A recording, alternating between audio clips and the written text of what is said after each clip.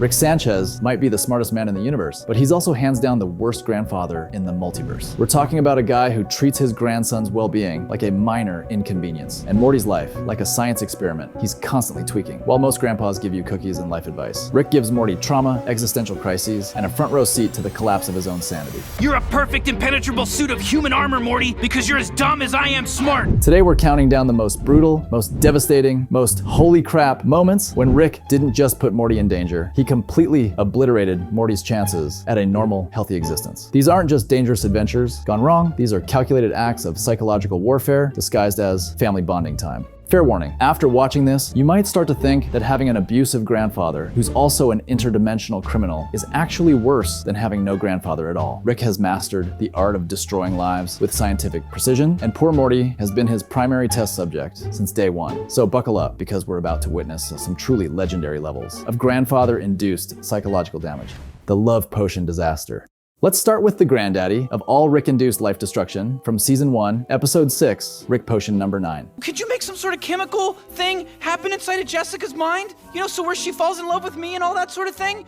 When Morty asks Rick for help getting Jessica to like him, Rick creates a love potion that seems harmless enough, but when Jessica gets the flu and the potion mutates, Rick's simple fix turns into a global catastrophe that literally ends human civilization. Now, most people would try to fix their mistakes, but Rick's solution is peak Rick logic. Just abandon this reality and move to a dimension where different versions of themselves successfully solve the problem. Oh, and those other versions of Rick and Morty, they conveniently died in an explosion, so Rick and Morty can just take over their lives. Think about what this does to Morty psychologically. In one day, Morty goes from worrying about asking a girl to the dance to burying his own corpse in the backyard and pretending to be a dead version of himself. Rick doesn't just destroy Morty's world, he destroys Morty's entire concept of identity and reality. The really twisted part is how Rick treats this like a minor inconvenience. He's humming while they dig their own graves, completely unbothered by the fact that he's forced his grandson to abandon his original family to die in a Cronenberg hellscape. Morty's original parents, his original friends, his original life, all gone because Rick couldn't be bothered to test his love potion properly. This episode establishes the template for Rick's approach to problem solving. When your actions have catastrophic consequences, just hop to a reality where the consequences don't exist and pretend nothing happened. It's the ultimate expression of Rick's refusal to take responsibility for anything, and Morty gets to pay the emotional price.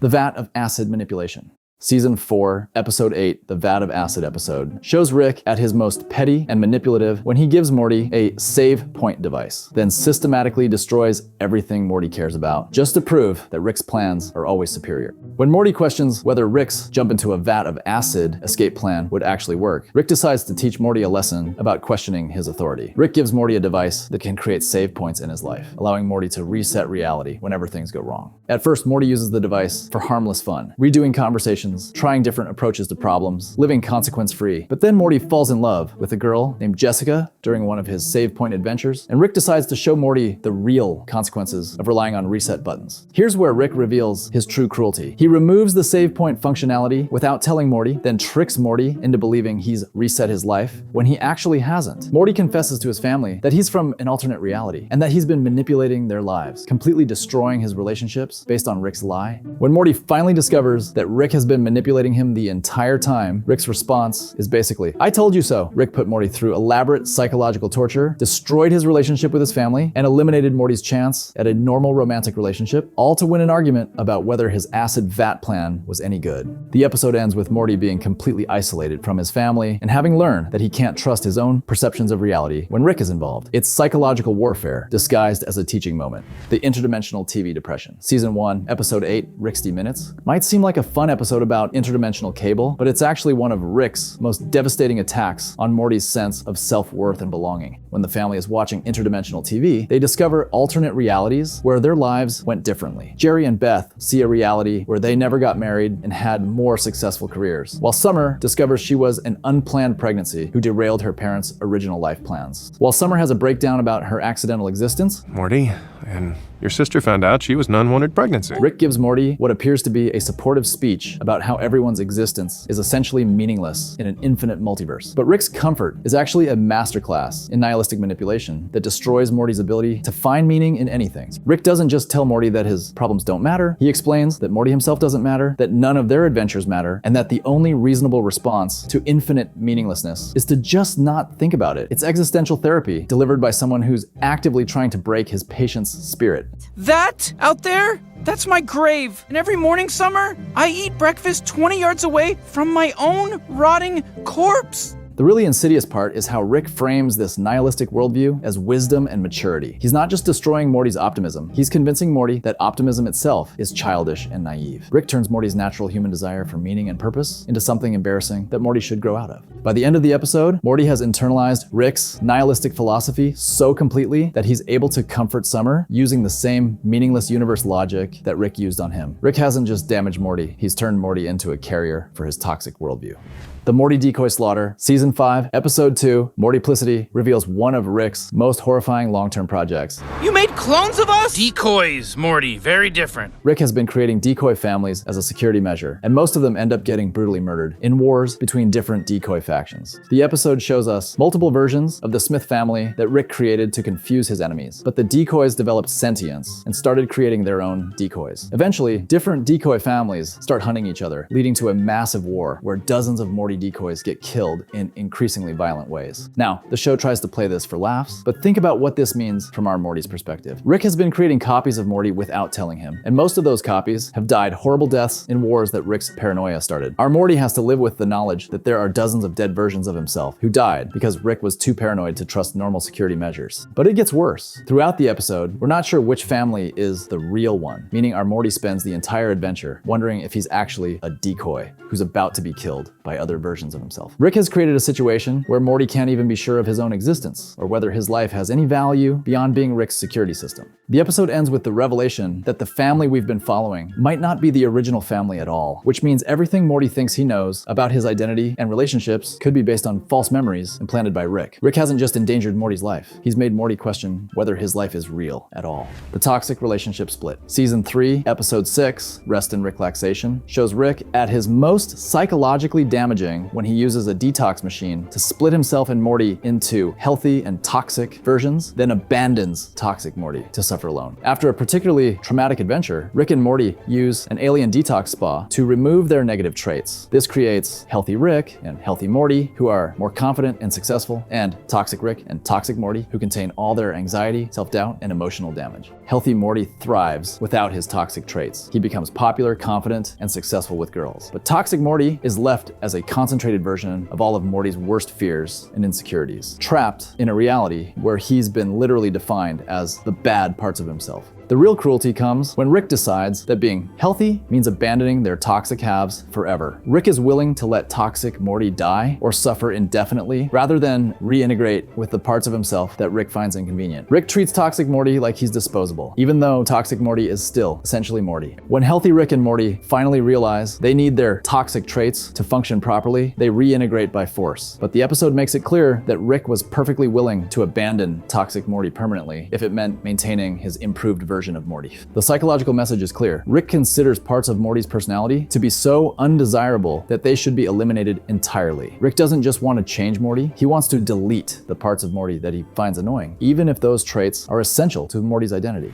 The Planetina Heartbreak Setup. Season 5, Episode 3, A Rick Convenient Mort, features one of Rick's cruelest manipulations when he deliberately sets up Morty's relationship with Planetina to fail in the most painful way possible. When Morty falls in love with Planetina, an elemental superhero dedicated to saving the environment, Rick initially seems supportive. He helps Morty free Planetina from her controlling creators and even gives them space to develop their relationship. But it becomes clear that Rick was setting up Morty for maximum emotional damage the entire time. Rick knows that Planetina's extreme environmental activism will eventually conflict with Morty's human perspective, and he lets their relationship develop, knowing it will end in heartbreak. When Planetina starts murdering people to save the planet, Rick doesn't intervene to help them find a compromise. He just watches Morty's heart get broken and his faith in love get destroyed. The really twisted part is that Rick could have prevented the tragedy entirely. With his advanced technology and scientific knowledge, Rick could have helped Planetina find nonviolent solutions to environmental problems, or he could have warned Morty about the incompatibility from the beginning. Instead, Rick lets Morty experience genuine love and happiness, then watches it get destroyed by circumstances that Rick saw coming from miles away. It's like watching someone walk toward a cliff and not warning them because you want to see what happens when they fall. When Morty finally breaks up with Planetina after she commits murder, Rick offers no comfort or support. He just treats Morty's devastation as a learning experience about the dangers of caring too much about anything. Rick has weaponized Morty's capacity for love against him. The Rick decoy, death trauma. Season 4, Episode 1, Edge of Tomorty, Rick Die Rick Pete, puts Morty through one of the most psychologically damaging experiences possible when Rick appears to die horribly multiple times, only for Morty to discover that Rick has been using expendable clone bodies. I'm fine. Get off Rick's back. Rick wasn't even here when I was doing all that stuff. That was all on me. The episode starts with Rick and Morty on what seems like a normal adventure, but Rick gets killed in a gruesome, traumatic way right in front of Morty. Just as Morty is processing the horror of watching his grandfather die, Rick's consciousness transfers to a new clone body, and he acts like nothing happened. But Rick keeps dying throughout the episode, getting torn apart by monsters, dissolved by acid, exploded by aliens, and each death is more traumatic than the last. Morty experiences the psychological trauma of losing Rick over and over again, only to have Rick casually return like death is just a minor inconvenience. The real damage comes when Morty realizes that Rick's attitude toward his own death reflects his attitude toward everyone else's mortality. If Rick treats his own life as disposable, what does that say about how much he values Morty's life? Morty has to live with the knowledge that Rick considers death so meaningless that he's willing to die repeatedly rather than be more careful. By the end of the episode, Morty is completely desensitized to Rick's death, which means Rick has successfully broken Morty's natural human response to losing loved ones. Morty can now watch Rick die without feeling anything because Rick has trained him to expect resurrection rather than finality. And Rick has essentially given Morty a preview of what it feels like to be as emotionally dead as Rick himself. It's trauma disguised as immortality, and Morty pays the psychological price for Rick's refusal to accept mortality. The Memory Parasite Identity Crisis. Season 2, Episode 4, Total Recall subjects Morty to one of the most psychologically destabilizing experiences possible when memory parasites infiltrate the house and create false memories of family members who never existed. The parasites create fake people like Uncle Steve, Cousin Nicky, and Mr. Beauregard, then implant happy memories of these fictional characters into everyone's minds. Everybody just relax for a second. There's no such thing as an Uncle Steve. That is an alien parasite. For Morty, this means discovering that some of his happiest family memories are completely artificial and that he can't trust his own mind to distinguish reality from implanted fiction. But Uncle Steve taught me how to ride a bike. No, Steve put that memory in your brain so he could live in your house, eat your food, and multiply. Rick's solution is characteristically brutal. Kill anyone you can't verify with a bad memory, because the parasites can only create positive experiences. This forces Morty to participate in murdering people who feel like family members, even though they're technically just parasites wearing familiar faces. The really devastating part comes when Morty realizes he can't trust any of his memories anymore. Cousin Nicky was a parasite? 6! Morty, there's supposed to be 6 of us. If parasites can create convincing false memories of people who never existed, how can Morty be sure that any of his experiences are real? Rick has basically destroyed Morty's confidence in his own perception of reality. The episode ends with the revelation that Mr. Poopy Butthole, who seemed like another parasite, is actually real and has been shot by Beth based on Rick's flawed logic. This means Rick's memory testing method was imperfect, and they may have killed innocent people while leaving dangerous parasites alive. Morty walks away from this experience, unable to trust his memories, his family's judgment, or Rick's problem-solving abilities. Rick has managed to make Morty's own mind feel like enemy territory, where false experiences can masquerade as cherished memories. The Portal Gun Abandonment. Season 1, Episode 1, Pilot, establishes the template for Rick's psychological abuse when he gets drunk, drags Morty out of school, and then abandons him in an alien dimension while Morty is having a complete breakdown about the horror of their situation. In their very first adventure together, Rick takes Morty to an alien planet where they're immediately attacked by monsters and forced to flee through multiple dimensions while reality collapses around them. For Morty, who has never experienced interdimensional travel before, this is absolutely traumatic. But instead of helping Morty process the experience or offering any kind of emotional support, Rick just keeps dragging Morty deeper into increasingly dangerous situations. So what's so special about these seeds anyways? You ask a lot of questions, Morty. When Morty starts having a panic attack about the impossibility of what they're experiencing, Rick responds with irritation and contempt. The worst part comes when Rick temporarily abandons Morty in a dimension full of hostile aliens while Rick deals with his own problems. Morty is left alone, terrified, and completely dependent on Rick's return, with no way to get home and no understanding of how to survive in an interdimensional crisis. Rick's message is clear from day one. Morty's emotional well-being is irrelevant compared to Rick's agenda, and if Morty can't keep up with Rick's pace, he'll be left behind. This first adventure adventure establishes the power dynamic that will define their relationship throughout the series. By the end of the pilot, Morty has learned that his grandfather considers his fear and confusion to be character flaws that need to be overcome rather than natural responses to impossible situations that deserve compassion and support. The Interdimensional Federation Prison Sacrifice. And here we are at number 1, the ultimate example of Rick destroying Morty's life from Season 2, Episode 10, The Wedding Squanchers, and Season 3, Episode 1, The Rick Shank Rickdemption. When Rick turns himself into the Galactic Federation to save his family, he doesn't just sacrifice his freedom, he completely destroys Morty's psychological stability and faith in their relationship. After Bird Person's wedding turns into a Federation raid, Rick makes the seemingly selfless decision to surrender himself so his family can live normal lives. For Morty, this represents the first time Rick has ever put Morty's well-being above his own interests, and Morty finally believes that Rick actually cares about him. Guess who dismantled the government?